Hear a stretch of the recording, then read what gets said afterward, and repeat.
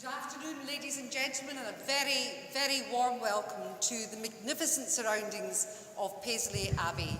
It is 854 years old and a place that has witnessed great history. And today is a historic occasion for all of us here at the University of the West of Scotland. My name is Eilish Angelini. I'm the Chancellor of this university, which is a huge privilege, and I am enormously privileged to be able to participate and witness the joy of today, the celebration of your huge achievements, the hard work. So this is a day in which you want to savour every second of the day. You're going to come up here onto this platform. Please ensure that you walk slowly across it so that your family get that photograph, so that they see you and so that you can savour the moment. And don't go like a Formula One driver across here. You'll just be a blur in the photographs. I declare the Assembly for the Award of Academic Distinction to be in session.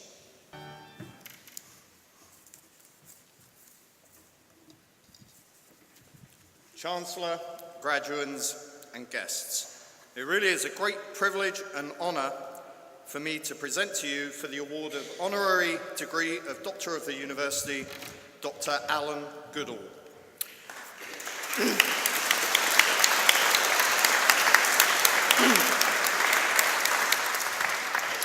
Throughout his life and work, Dr. Goodall has demonstrated an outstanding commitment to education, and particularly to the communication of scientific knowledge.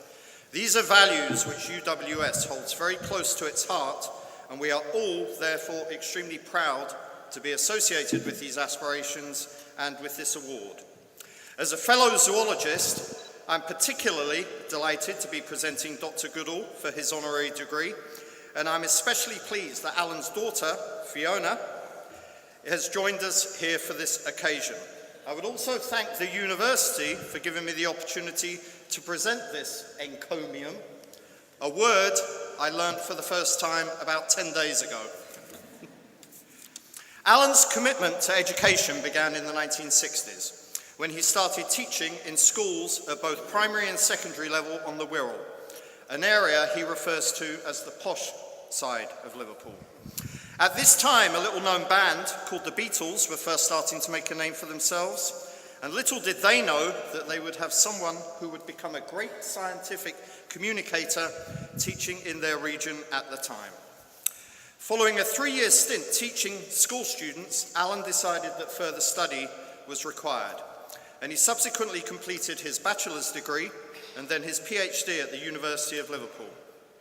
And it was his doctoral research that launched what was to become a lifelong relationship with the country of Rwanda, and in particular with its mountain gorillas. Gorillas, I am told, that his daughter Fiona encountered at the age of 4 months in a tropical forest at an altitude of 10,000 feet. It was in his final honours year at Liverpool University that Alan became fascinated with the emerging research area of ethology. That's animal behaviour to you and I. And so he wrote a letter to Professor Robert Hind at Cambridge University concerning possible studentships in this area. Graduands, please take note of what you can do to make things happen. There is definitely some truth in making your own luck happen. And so, and as a result of this letter, Alan was interviewed by Professor Hind, by Diane Fossey, and by Dr. Louis Leakey, and he was subsequently accepted to undertake his doctoral research on the rare and understudied mountain gorillas in the country of Rwanda. This research was funded by a very prestigious NATO overseas scholarship. Working on mountain gorillas obviously necessitated a move to Rwanda, and Alan then moved there with his wife and daughter in July of 1970 to begin his work at what later became known as the Karisoki Research Centre, a centre which was unfortunately destroyed in 1994 during the genocide that occurred in this country. This trip to Rwanda, of course, was long before mass travel and low-cost flights, and Alan's comments on this time are as follows. Letters took at least 2 weeks to reach the UK or USA, and another 2 for a speedy reply, if they arrived at all. Telegrams were far too expensive. Mail and supplies were carried up to the camp on porters' heads twice a week, and sadly, back in 1970, my iPhone never turned up. Later on, at the end of the 1980s and following the murder of Dian Fossey in 1985, Alan eventually became director of the Karasoke Research Centre, a post he held from 1987 to 1989, while on a sabbatical from our university. As a result of Alan's research in Rwanda, he wrote and had published a number of seminal research papers on mountain gorilla behaviour, along with popular articles and a book based on his doctoral work that was entitled The Wandering Gorillas. This was his first book, and a multimedia version of this book is still available today in ebook format at iTunes, Amazon, and other providers. Many of you here today might have probably heard of the story of Dian Fossey, as portrayed by Sigourney Weaver through the film version of her life in Rwanda in the film entitled Gorillas in the Mist. And should you want to find out more, I highly recommend to all of you that you read Alan's book on this remarkable and special animal that we all share this planet with. It was following the completion of his doctorate that the university was lucky enough to secure the services of Alan.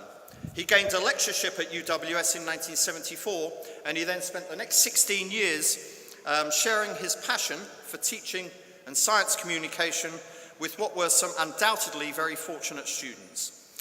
If you happen to wander around our science block at the Paisley campus today, you will still see photographs from the time Alan spent in the early 1970s in Rwanda. Alan's comments on this time are as follows.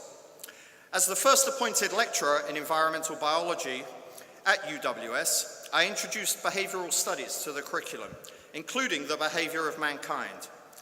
This was a new and difficult subject area, and my greatest reward from this time was when students said, "Thank you. You have enabled me to learn, you have taught me how to observe, to record, to analyze, and even to explain behavior, and you have helped me to think."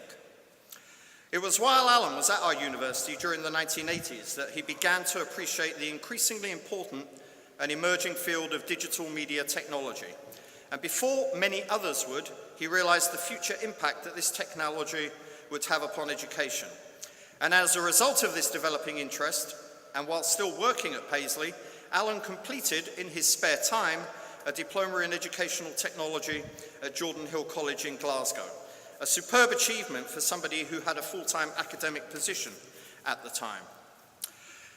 Unfortunately for us, it was Alan's developing interest in digital media technology that led him to take up the post of Director of AV Media Services at the University of Strathclyde in 1990, a post he then held for the next 10 years.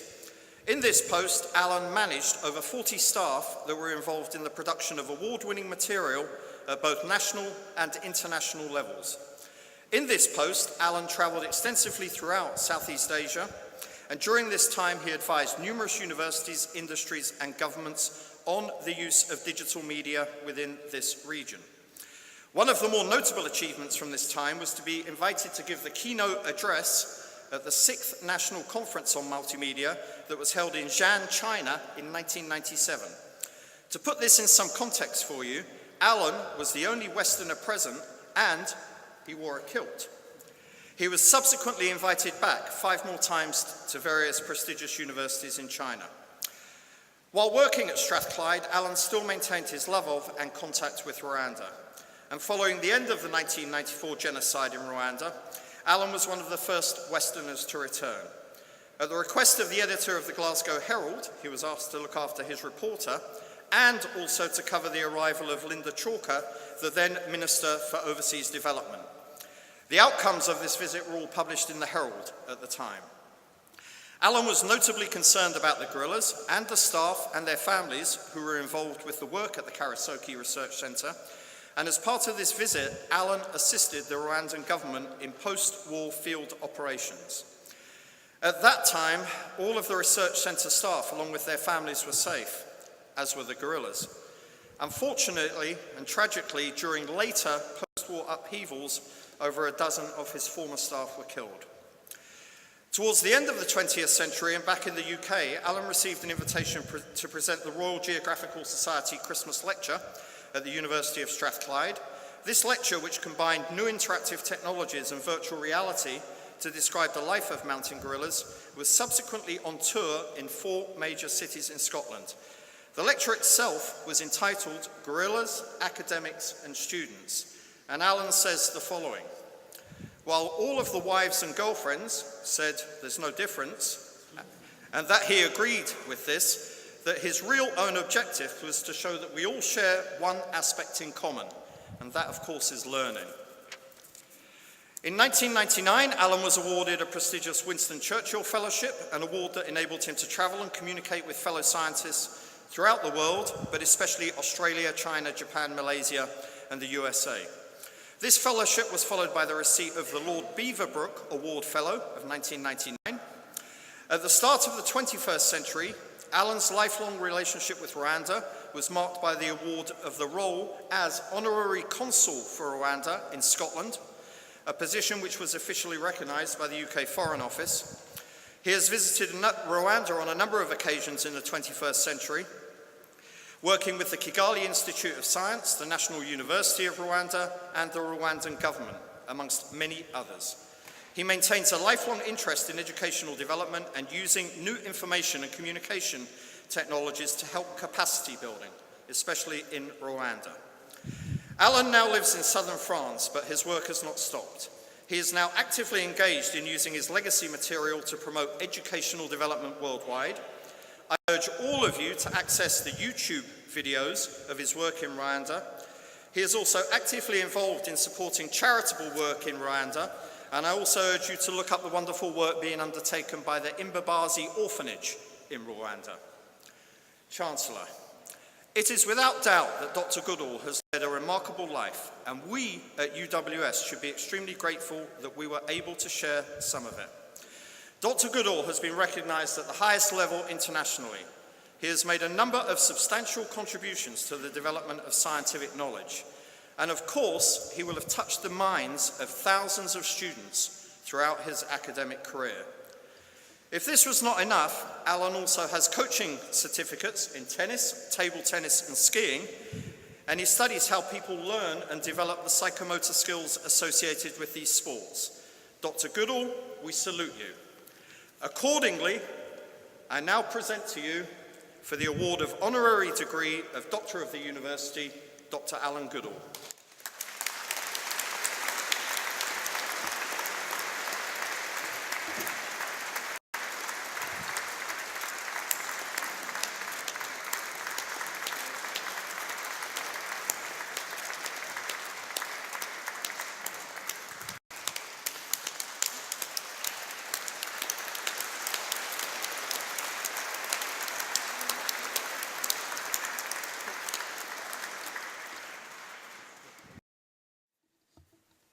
Chancellor, graduates, distinguished guests, ladies and gentlemen, I would first like to thank the university for this great honor. I am grateful to be able to rejoin your inspiring community. Now in my 80th year, I recall my days teaching nearly 50 years ago here at Paisley College of Technology. Who then would have dreamed, let alone believe, to be listed by the prestigious Times Higher Education in the top 3% of universities worldwide. Congratulations to all, or chapeau, as they say in France, where I now live. I have to tell you about the gown, first of all, because thank you for allowing me to wear this wonderful gown. In the 1960s, when I was teaching in schools, I didn't have a degree. I only had a 3-year teaching certificate. And at the school prize giving one year, a pupil, this was in Merseyside, he said, "Hey sir, why haven't you got a Batman cloak like the rest of them?" So I decided to go to Liverpool University just to get a Batman cloak. And the rest is history. If only he could see me today. And so for the graduates, your careers and your opportunities for further education, don't miss those. Dr. Thacker mentioned my interest in sports coaching. Sadly, not at the same level as Professor Mahoney nor Dr. Hatton, but I would like to pass on this wonderful coaching advice. I found it in 1958, before most of you were born, during my military training in London. On the walls of the table tennis room in the YMCA was a drawing of a beautiful mature oak tree, and underneath were these immortal words: "Do not worry if your game is poor, your successors all too few. Remember that the mighty oak was once a nut like you."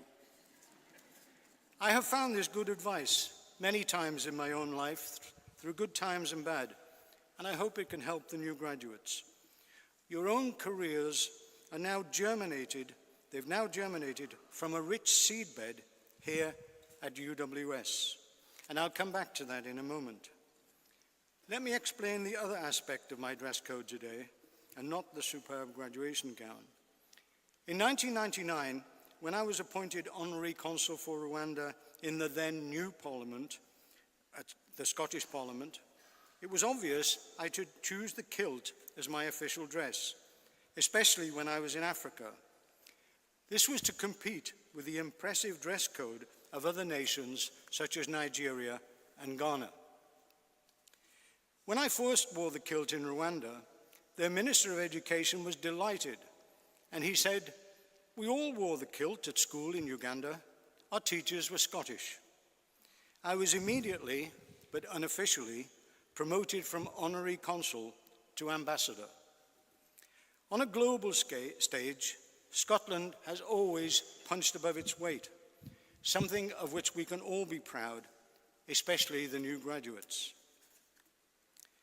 Today, the 4th of July, is a very special day in Rwanda. It was a day in 1994 when the terrible war and genocide finally ended. It is now their national day of remembrance of the million who were killed and celebrations for Rwanda's future. Today, with the wonders of technology, I hope that my many friends there are joining us via YouTube.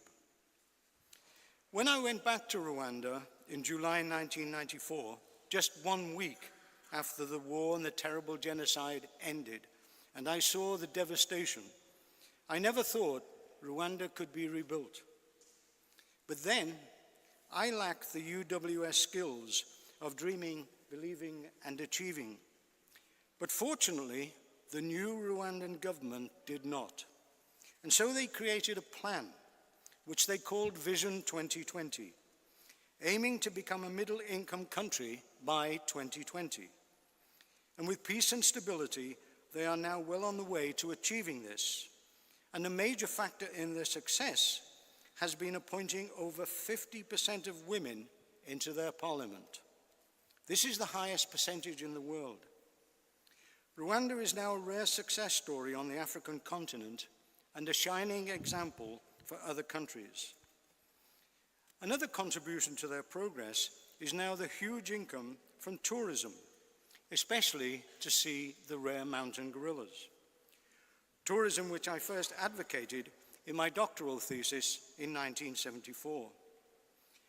But Dian Fossey was totally against any tourism. She saw the gorillas as her gorillas and not Rwanda's or the world's.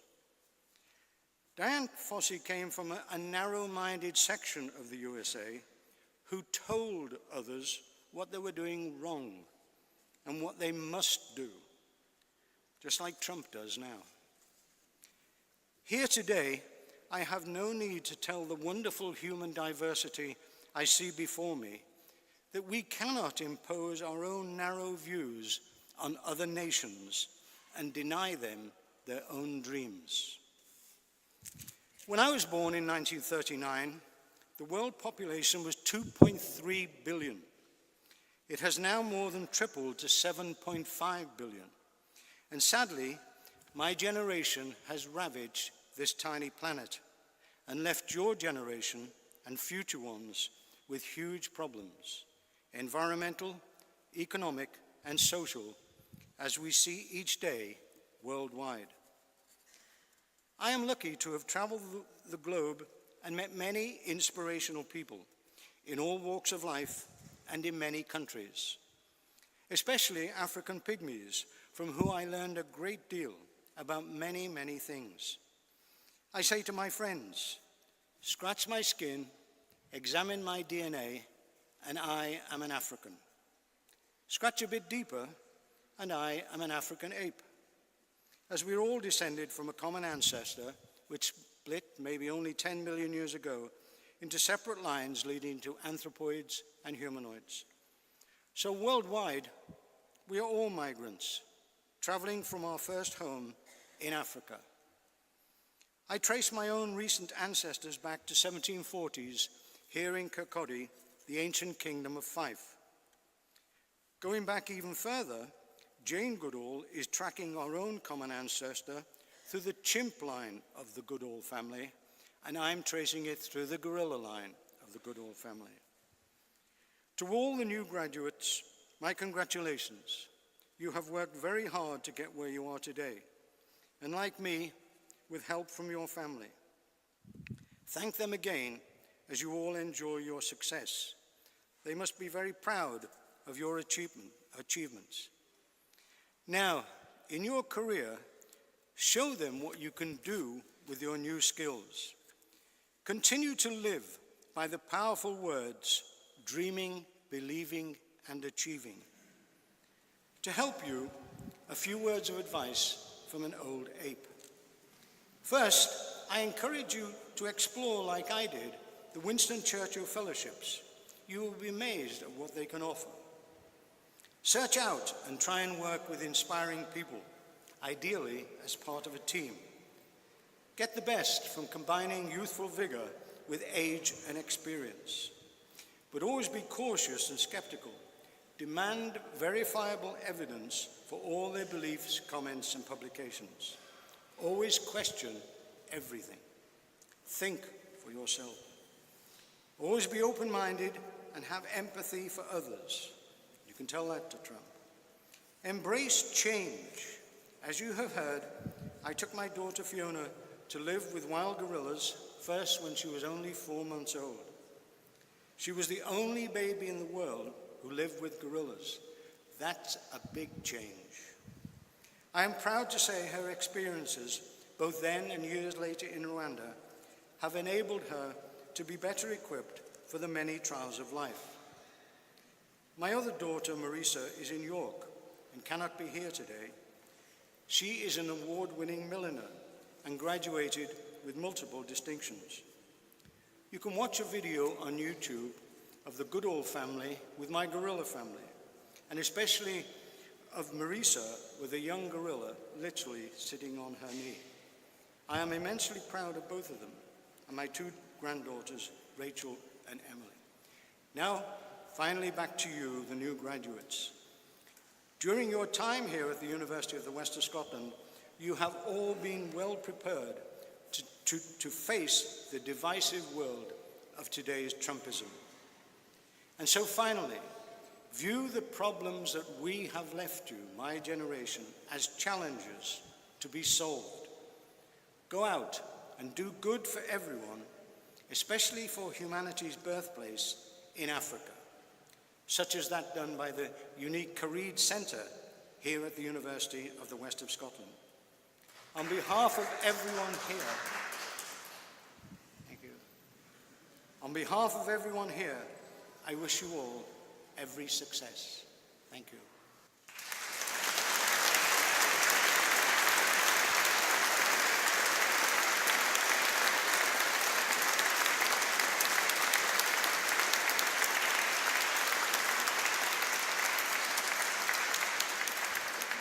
And now, please join me in thanking everyone at the University of the West of Scotland.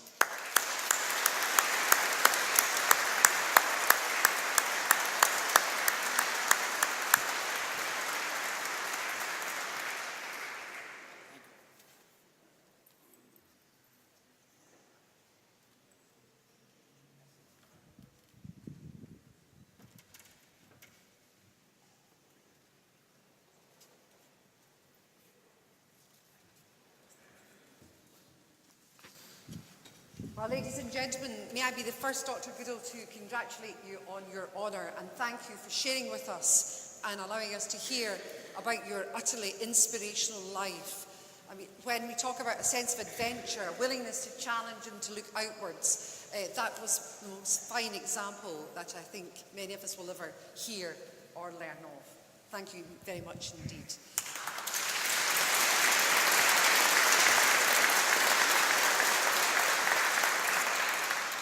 So you've been doing a lot of listening and a lot of clapping, and I've been shaking a lot of hands today as well. And it's been a huge pleasure and a great honour to see each and every one of you. May I congratulate all of our wonderful graduates here today and wish you all a fantastic life, huge success and great serenity in your lives. And please make time for those who are here with you today, those families who have loved and supported you throughout your degree. And I hope today will be a very special occasion and memory for you all. But I think you would all agree that you didn't obtain these degrees just on the basis of your own effort. I think Dr Goodall would tell us that families of apes all work in teams, and indeed some human beings do as well. And indeed, you got those degrees with a lot of the support, the financing perhaps, and also the love and friendship of your friends and family. So it would be wonderful if today you could get to your feet, and if you could make sure your family here and give an indication of your thanks and appreciation for all that they have done and all they will continue to do for you for the rest of your lives.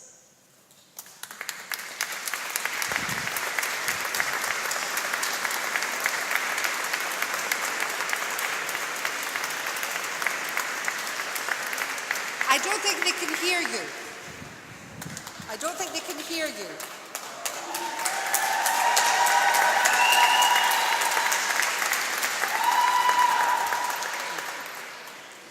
And of course, your degrees also have been inspired and supported and taught and advised by the group of experts, the deans, the professors and tutors and the staff of this great university. And again, if you could indicate your appreciation for all they have done as well.